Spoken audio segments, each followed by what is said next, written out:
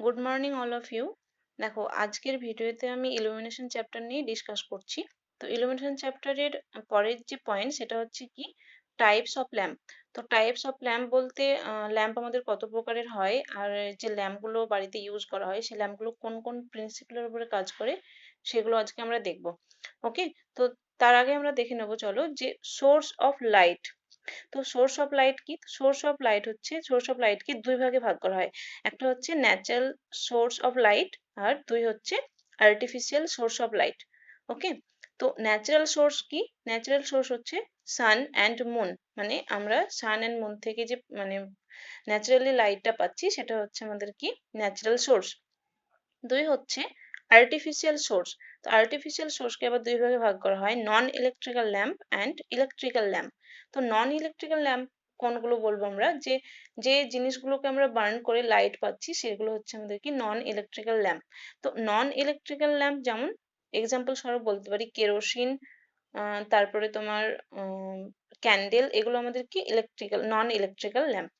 ওকে, পরের পয়েন্ট হচ্ছে electrical lamp. তো ইলেকট্রিক্যাল ল্যাম্পকে আমরা দেখো ভাগ করি, মানে ভাগ করেছি কত, মানে ইলেকট্রিক্যাল ল্যাম্প কত প্রকারের হয়। টাইপস অফ ল্যাম্প, ফার্স্ট যেটা হচ্ছে টাইপস অফ ল্যাম্পের ফার্স্ট যেটা আমরা ভাগ করি মানে সেটা হচ্ছে কি ইনক্যান্ডিসেন্ট ল্যাম্প বা ফিলামেন্ট ল্যাম্প। তো ইনক্যান্ডিসেন্ট ল্যাম্পের অপর যে একটা নাম রয়েছে সেটা হচ্ছে কি ইনক্যান্ডিসেন্ট ল্যাম্প। তো ফিলামেন্ট ল্যাম্পকে ইনক্যান্ডিসেন্ট ল্যাম্প কেন বলা হয়? কারণ ফিলামেন্ট ল্যাম্প ইনক্যান্ডিসেন্ট প্রিন্সিপালের উপরে কাজ করে বলে ফিলামেন্ট ল্যাম্পকে ইনক্যান্ডিসেন্ট ল্যাম্প বলা হয়। দুই হচ্ছে আর্ক ল্যাম্প বা carbon lamp.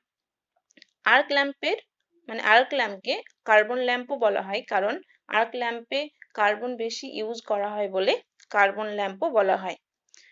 Gaseous discharge lamp, দেখো এখানে গ্যাসিয়াস ডিসচার্জ ল্যাম্পকে তিন ভাগে ভাগ করা হয়েছে। এক হচ্ছে দেখো ফ্লোরেসেন্ট ল্যাম্প বা টিউবলাইট, যেটা আমরা বাড়িতে ইউজ করি। দুই হচ্ছে সোডিয়াম ভেপার ল্যাম্প। তিন মার্কারি ভেপার ল্যাম্প। পরে যেটা হচ্ছে সেটা হচ্ছে কি নিয়ন ল্যাম্প বা কোল্ড ক্যাথোড ল্যাম্প। নিয়ন ল্যাম্পকে কোল্ড ক্যাথোড ল্যাম্পও বলা হয়। ওকে, সেটা কেন বলা হয় যখন আমরা এটা পড়বো বা নিয়ন ল্যাম্প নিয়ে ডিসকাস করব তখন আমরা জানতে পারবো যে নিয়ন ল্যাম্পকে কেন কোল্ড ক্যাথোড ল্যাম্প বলা হয়। নেক্সট যেটা সেটা হচ্ছে কি হ্যালোজেন ল্যাম্প। ওকে, তো এটা হচ্ছে কি আমাদের আমরা জেনে নিলাম যে সোর্স অফ লাইট কি কি হয়, আর টাইপস অফ ল্যাম্প, ল্যাম্প কত প্রকারের হয়। তো এবার আমরা দেখব যে ইনক্যান্ডিসেন্ট ফার্স্ট যেটা সেটা হচ্ছে কি যে ইনক্যান্ডিসেন্ট ল্যাম্প বা ফিলামেন্ট ল্যাম্প কোন প্রিন্সিপালের কাজ করে বা কিভাবে কাজ করে সেটা আমরা দেখব। তো চলো আমরা সেটা দেখে নিই। দেখো আমি এখানে একটা ইনক্যান্ডিসেন্ট ল্যাম্প ড্র করেছি, খুব ভালো হয়নি বাট তোমাদের বোঝার মতো হয়েছে। দেখো এখানে ইনক্যান্ডিসেন্ট প্রিন্সিপাল কি বা ইনক্যান্ডিসেন্ট ল্যাম্প মানে ইনক্যান্ডিসেন্ট প্রিন্সিপালের উপরে কিভাবে কাজ করে সেটা আমরা দেখবো। তো তার আগে আমরা দেখে নেব, আমি আগের ভিডিওতে লুমিনাস ফ্লাক্স বোঝানোর আগে আমরা সানকে এক্সাম্পল স্বরূপ নিয়েছিলাম, তাই তো? তো সান আমাদের কি, সান একটা হাই টেম্পারেচার একটা বডি, যেটা থেকে কি হয় হিট মানে হিট রেডিয়েট হচ্ছে বা হিট ইমিট হচ্ছে। তো সানের মধ্যে এতটাই হিট বেশি হয় বা টেম্পারেচার হাই হওয়ার জন্য যে তার মধ্যে একটা ক্যাপাসিটি থাকে কি করে লাইট এনার্জিকে ইমিট করে, তাই তো, বা লাইট এনার্জিকে রেডিয়েট করে। তো তার জন্য আমরা সানকে এক্সাম্পল স্বরূপ নিয়েছিলাম। আর লুমিনাস ফ্লাক্স বলতে কি বুঝিয়েছিলাম, যে লুমিনাস ফ্লাক্স হচ্ছে যে কোনো একটা লুমিনাস বডি বা একটা হট বডি যেটা কি হয় যে এক সেকেন্ডে যে লাইট এনার্জিকে ইমিট করে বা রেডিয়েট করে সেটাকে বলে আমরা কি লুমিনাস ফ্লাক্স। তো এখানে আমাদের আলোচনার বিষয় যেটা সেটা হচ্ছে কি ইনক্যান্ডিসেন্ট প্রিন্সিপাল। তো ইনক্যান্ডিসেন্ট প্রিন্সিপাল কি সেটা আমরা দেখবো, চলো। ইনক্যান্ডিসেন্ট ল্যাম্প যেটা দেখো, ফার্স্ট হচ্ছে কি ইনক্যান্ডিসেন্ট ল্যাম্পের যে অ্যালুমিনিয়ামের কভারটা থাকে সেটা কি হিসেবে কাজ করে, নেগেটিভ পয়েন্ট হিসেবে, বাল্বের নেগেটিভ পয়েন্ট হিসেবে কাজ করে। আর এখানে যে দুটো পয়েন্ট থাকে দেখবে সিলভার কালারের, সেটা কি পজিটিভ পয়েন্ট হিসেবে কাজ করে বাল্বের। তো এই যে সার্কিটটা কমপ্লিট হওয়ার পরে কি হয়, বাল্বটা গ্লো করে। এখানে যে সার্কিটটা রয়েছে সেটা কমপ্লিট হওয়ার পরে এখানে বাল্বটা গ্লো করে। তো আমরা এখন দেখবো যে ইনক্যান্ডিসেন্ট প্রিন্সিপাল। তো ইনক্যান্ডিসেন্ট প্রিন্সিপাল কি দেখে নিই চলো। তো ইনক্যান্ডিসেন্ট প্রিন্সিপালটা হচ্ছে, ধরো সিম্পলি আমি একটা কপারের ওয়্যার নিচ্ছি, যে আমার কাছে একটা কপারের ওয়্যার আছে যেটার কি রেজিস্টিভিটি লো। তো আমরা সবাই জানি যে কপার ওয়্যারের রেজিস্টিভিটি লো থাকার জন্যই কিন্তু কপার ওয়্যারকে কি বলা হয়, গুড কন্ডাক্টর। তাই তো আমরা এটা সবাই জানি যে কপার একটা আমাদের কি গুড কন্ডাক্টর। তো ধরে নাও এখানে যে কপার ওয়্যারটা আমি নিয়েছি সেখানে কি হচ্ছে, আই অ্যাম্পিয়ার কারেন্ট এর মধ্যে আমি সাপ্লাই দিচ্ছি। তো আমি যখনই এই কন্ডাক্টরের মধ্যে দিয়ে আই অ্যাম্পিয়ার কারেন্ট সাপ্লাই করব বা দেব, তখন কি হবে, দেখবো এখানে একটা কি টেম্পারেচার ইনক্রিজ হচ্ছে, তাই তো। তো টেম্পারেচারটা ইনক্রিজ হওয়ার সঙ্গে সঙ্গে কি হবে, যে যে কন্ডাক্টরটা রয়েছে সেটা প্রথমে কি অবস্থায় ছিল, রুম টেম্পারেচারে ছিল। তো যখনই টেম্পারেচারটা ইনক্রিজ হচ্ছে, তো ইনক্রিজ হওয়া মানে কি হচ্ছে, হিট প্রডিউস হচ্ছে। তো সেই হিটটা কত হচ্ছে আমরা অ্যাজুম করতে পারি, সেটা 35 সেলসিয়াস, 35 ডিগ্রি সেলসিয়াস, তাই তো। কিন্তু যে কপার ওয়্যারটা রয়েছে তার যে 35 ডিগ্রি সেলসিয়াস রয়েছে হিটটা, কিন্তু এটা কিন্তু যথেষ্ট নয় বা এনাফ নয় যে এটা কি করবে, লাইট এনার্জিকে ইমিট করবে, তাই তো। 35 ডিগ্রি সেলসিয়াস কিন্তু এনাফ নয় লাইট এনার্জিকে ইমিট করার। পরে দেখো আমি পরের একটা এক্সাম্পল নিচ্ছি, যেমন হচ্ছে টাংস্টেন। তো দেখো টাংস্টেন ওয়্যার, আমার কাছে ধরো একটা টাংস্টেন ওয়্যার রয়েছে যার রেজিস্টিভিটি হাই, মানে এমন একটা টাংস্টেন ওয়্যার নেওয়া হয়েছে যেটার রেজিস্টিভিটি খুব হাই। তো ধরে নাও আমার কাছে একটা কি টাংস্টেন ওয়্যার আছে, তো যেটার মধ্যে আমি কি করছি, আই অ্যাম্পিয়ার কারেন্ট ফ্লো করাচ্ছি। তো এটার যদি রেজিস্টিভিটি হাই হয় তাহলে কি হবে, যখন আমি কারেন্টটাকে ফ্লো করাবো তো এখানে একটা পাওয়ার ডিসিপেট হবে, তাই তো। তো পাওয়ার ডিসিপেট হওয়ার মানে কি হচ্ছে, এখানে হিটের ভ্যালুটা খুব বেশি বেড়ে যাবে। হিটের ভ্যালু বেড়ে যাওয়ার ফলে কি হবে, এর মধ্যে যে এই কন্ডাক্টরের মধ্যে ক্যাপাসিটি এতটাই চলে আসে বা হিটের ক্যাপাসিটিতে মানে এতটাই হিটের ক্যাপাসিটি চলে আসে, কি হয় যে সেটা লাইট এনার্জিকে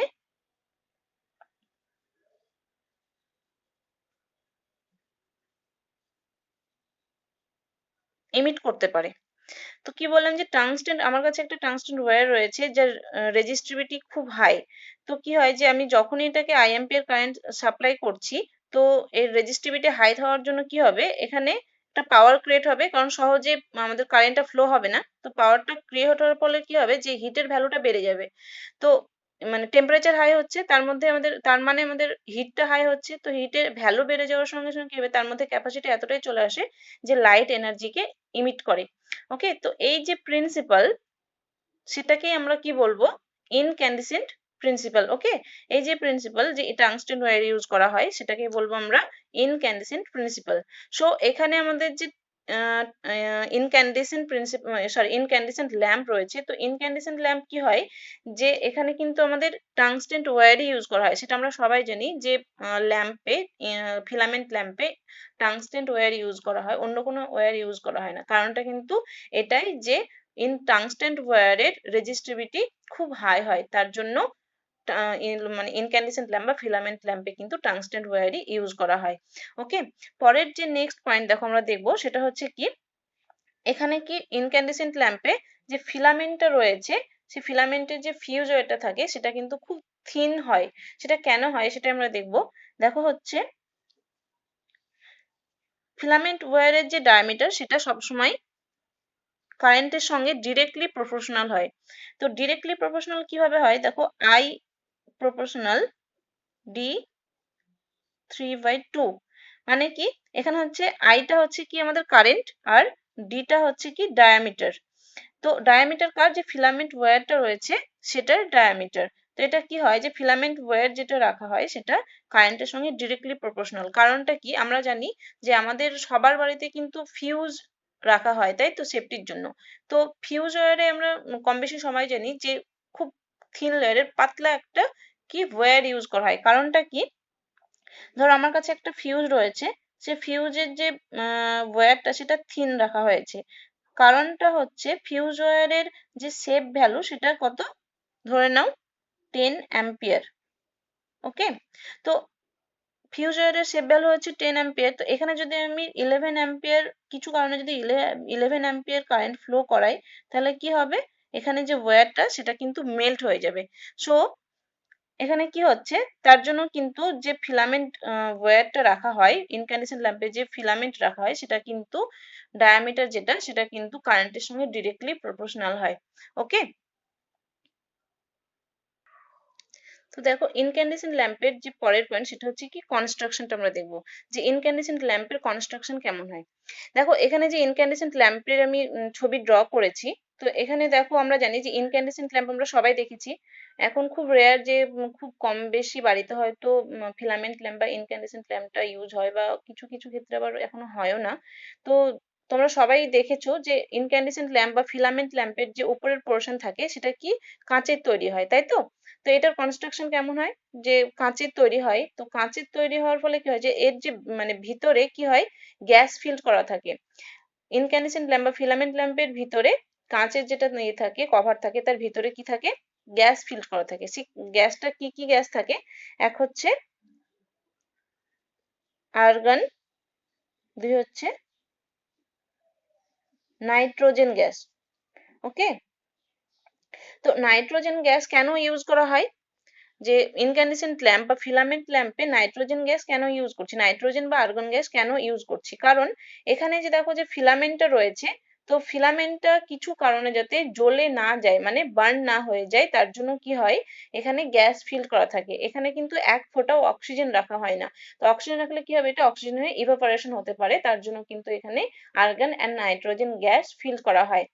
কিন্তু বাট এখানে কি হয়, যে যেসব ল্যাম্প গুলো 60 ওয়াটের উপরে রাখা হয়, যেমন 60 ওয়াটের যে ল্যাম্প গুলো, সেগুলোতে কি হয়, আর্গন গ্যাস,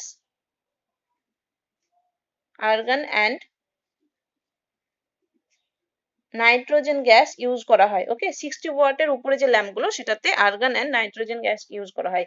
বাট যেগুলো 40 ওয়াটের নিচে যে বাল্ব গুলো রয়েছে, সে যেমন হচ্ছে 15 ওয়াট, সেই সব ল্যাম্প গুলোতে কি হয়, কেবলমাত্র কোনো কেবলমাত্র ভ্যাকিউমই ইউজ করা হয়, কারণ এখানে কোনো গ্যাস ফিল করা থাকে না, শুধু ভ্যাকিউম ইউজ করা হয়। ওকে, তো এটা ছিল কি আমাদের যে ফিলামেন্ট ল্যাম্পের ভিতরে, আমাদের যে কাঁচের ভিতরে কি রাখা হয় সেটা হচ্ছে আমাদের আর্গন গ্যাস অ্যান্ড নাইট্রোজেন, আর যে মানে 60 ওয়াটের উপরে যে বাল্বগুলো, আর যেগুলো 60 ওয়াটের নিচে যেমন হচ্ছে 40 ওয়াট বা 15 ওয়াট, সেগুলোতে শুধু ভ্যাকিউম ইউজ করা হয়।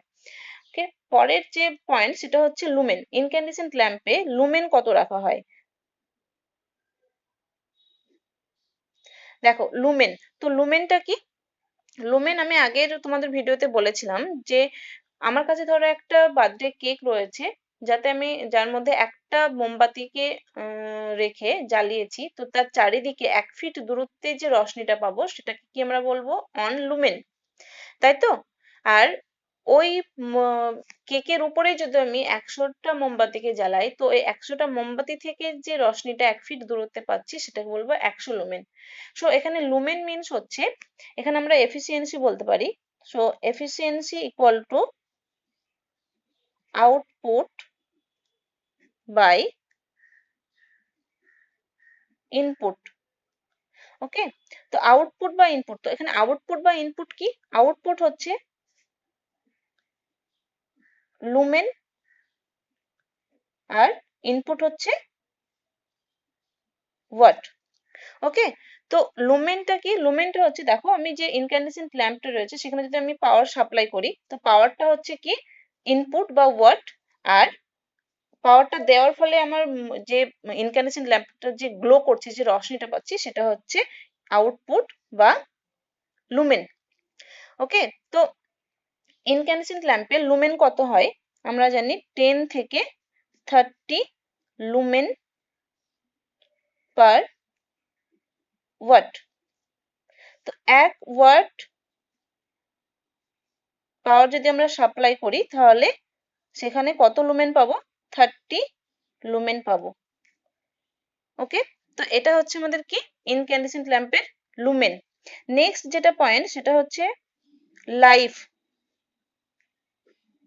ইনক্যান্ডেসেন্ট ল্যাম্পের লাইফ কতদিন থাকে, মানে ইনক্যান্ডেসেন্ট, দেখো ইনক্যান্ডেসেন্ট ল্যাম্পের লাইফ কিন্তু তার কিসের উপরে? ফিলামেন্টের যে মেকানিক্যাল ভাইব্রেশনের উপর ডিপেন্ড করে, আর একটা হচ্ছে ভোল্টেজের ফ্ল্যাকচুয়েশনের উপর ডিপেন্ড করে। তো মেকানিক্যাল ভাইব্রেশন কি? আমরা যদি দেখবে বাল্বটাকে, যে ইনক্যান্ডেসেন্ট ল্যাম্পটাকে যদি আমরা একটু নড়াই, তাহলে কি হবে? এর ভিতরে কিন্তু দেখবে, তোমরা সবাই দেখতে হবে যে ফিলামেন্টের মেকানিক্যাল ভাইব্রেশন হচ্ছে। তো এর মেকানিক্যাল ভাইব্রেশন হওয়ার ফলে কি হতে পারে? যে ফিলামেন্টটা ব্রেক হতে পারে। ওকে, তো এটা তার জন্য এর লাইফের যে এটা টাইমটা কিন্তু খুব শর্ট হয়। আর একটা হচ্ছে কি? Voltage fluctuation. তো ভোল্টেজ ফ্ল্যাকচুয়েশনটা কিভাবে হয়? প্লাস মাইনাস এটার 6% হয়। ধরো এর ইনক্যান্ডেসেন্ট ল্যাম্পের রেটেড ভোল্টেজ হচ্ছে 220। ওকে, 220 ভোল্ট। এবার যদি 6 থেকে 5% যদি এটার কি হয়, ভোল্টেজটা ফ্ল্যাকচুয়েট করে, তাহলে কি হবে? এটা 225 হবে। তো 225 যদি হয়ে যায়, আমরা এখানে যে ল্যাম্পটা রয়েছে সেই ল্যাম্পে ধরে নাও রেটেড ভোল্টেজ 220, আর ফ্ল্যাকচুয়েটের কারণে কি হচ্ছে, 5 থেকে 6% কিন্তু বেড়ে যাচ্ছে, যেমন 225 ভোল্ট। তো অবভিয়াসলি 225 ভোল্ট যদি 220 থেকে 225 ভোল্ট যদি বেড়ে যায়, তো অবভিয়াসলি কি হবে? এখানে আমাদের কারেন্ট অবভিয়াসলি বাড়ছে। তো কারেন্ট বাড়া মানে কি হচ্ছে? এখানে যে ফিলামেন্টটা রয়েছে সেই ফিলামেন্টটার কিন্তু কি হবে? ব্রেক হতে পারে। কারণ আমি আগেই বলেছি যে ইনক্যান্ডেসেন্ট ল্যাম্পের যে ফিলামেন্ট, সেটার ডায়ামিটার কিন্তু কারেন্টের উপর ডিরেক্টলি প্রপোর্শনাল। কারেন্ট যদি বেড়ে যায়, তাহলে কিন্তু আমাদের যে ফিলামেন্টটা সেটা কিন্তু কি ব্রেক হতে পারবে, এর সঙ্গে ডিরেক্টলি প্রপোর্শনাল হবে। ওকে, তো এটার ফ্ল্যাকচুয়েশনের উপর ডিপেন্ড করছে তার লাইফটা। আর একটা, এটা আমরা ডিসঅ্যাডভান্টেজও বলতে পারি ইনক্যান্ডেসেন্ট ল্যাম্পের। আর ডিসঅ্যাডভান্টেজ হিসেবে আরেকটা হচ্ছে আমাদের পয়েন্ট, যেটা হচ্ছে কি, যে যদি আমরা ইনক্যান্ডেসেন্ট ল্যাম্পকে যতবারই অন অফ করি না কেন, এটার কিন্তু কোনো ফিলামেন্টের ব্রেক হয় না। সো এটা একটা ইনক্যান্ডেসেন্ট ল্যাম্পের অ্যাডভান্টেজও আমরা বলতে পারি। ওকে, তো চলো স্টুডেন্টস, এটা আমি আজকে তোমাদের ইনক্যান্ডেসেন্ট ল্যাম্প আর ইনক্যান্ডেসেন্ট ল্যাম্প কিভাবে কোন প্রিন্সিপালের উপরে কাজ করে আর এটার কনস্ট্রাকশনটা কেমন হয় সেটা আমি তোমাদের আজকে বোঝালাম। আর টাইপস অফ ল্যাম্প, যেটা আগে যেটা বললাম যে টাইপস অফ ল্যাম্প, ল্যাম্প কত প্রকারের হয়, আর সোর্স অফ লাইট। তো তোমরা এটা ভিডিওটা দেখে নেবে। ওকে।